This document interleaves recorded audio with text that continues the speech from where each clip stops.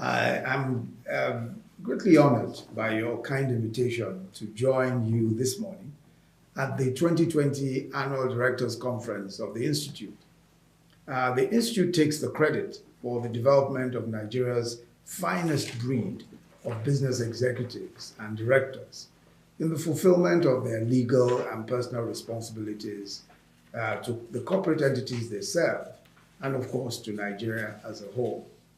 But I'm particularly excited about the recent efforts of the Institute to standardize the practice of sound ethical values and lead by example with the introduction of the IoD Code of Ethics 2020 for members and staff of the Institute in August 2020.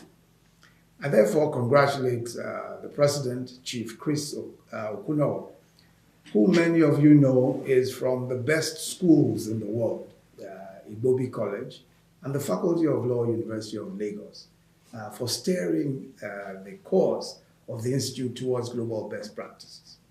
I'm sure I'm offering no prizes for guessing that the two schools I mentioned are also the schools that I attended.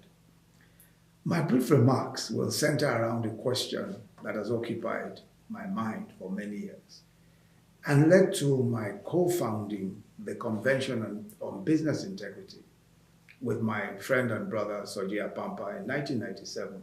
I believe Soji is also listed to speak today. How do you most effectively convey the truth to corporate entities, to companies, that integrity pays, that business ethics is as crucial to the bottom line and to everything else as the other more obvious factors in delivering profitability and recognition and success for a company? The question is complicated by the notion that business ethics is itself an oxymoron, a contradiction in terms. How can you survive in the cutthroat survival of the fittest environment of business with any kind of concern for morality?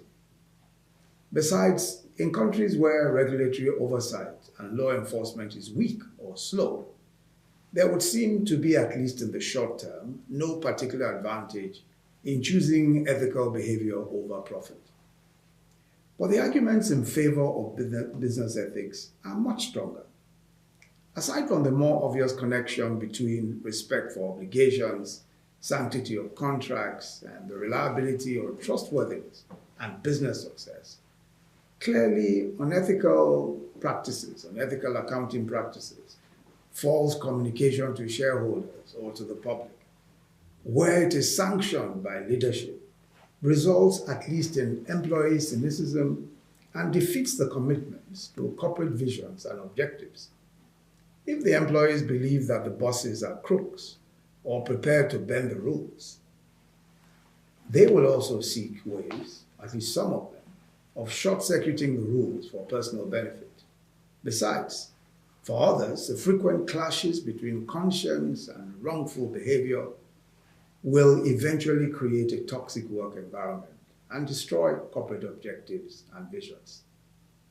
There's also enough history anyway of how cutting corners and dishonesty ultimately brings down the whole enterprise. And this we've seen in the facts behind the collapse of many Nigerian financial institutions, from the 90s to the more recent occurrences in 2009, 2010. Yes, it took a while for these institutions to unravel, but the point is made that on the long run, ethical practices are unsustainable. Besides, for quoted companies, the dangers of unethical behavior are much greater. Local and international investors have greater access to information and more options than ever before. The slightest whiff of scandal or malfeasance can destroy value that's been built up over the years.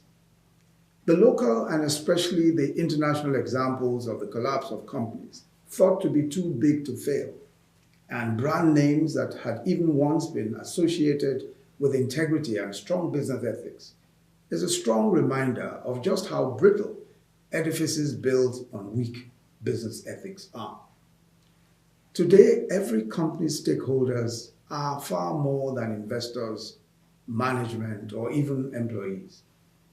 They now include customers, clients, trade partners, suppliers, the media, and the general public, and of course government, and now the environment.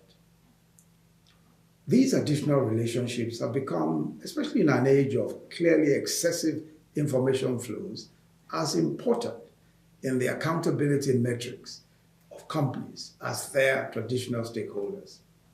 Now, this probably explains the new place of open corporate social responsibility efforts and the strong environmental stewardship initiatives that many companies are adopting around the world. Companies must now show, like human beings, that they are not only profitable, but that they are good by measures of character and concern for the environment and society. According to a study which I came across by Nielsen, 55% of online shoppers in 60 countries would accept paying more for goods or services from companies that are focused on having a positive impact on society and the environment.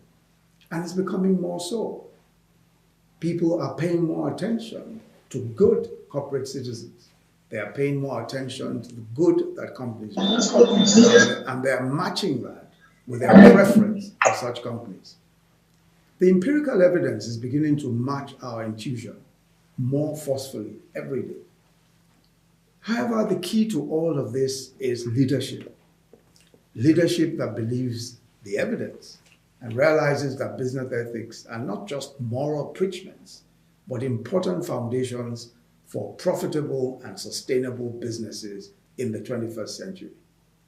Indeed, for Nigerian business leaders, the theme of this conference is a challenge to conquer in our own interests the new frontiers in business ethics, ethical leadership, and sustainability. Let me again thank the executive and members of the IoD for this opportunity. I wish you excellent deliberations, and I look forward to receiving your conclusions at the end of the conference. Thank you very much. God bless you.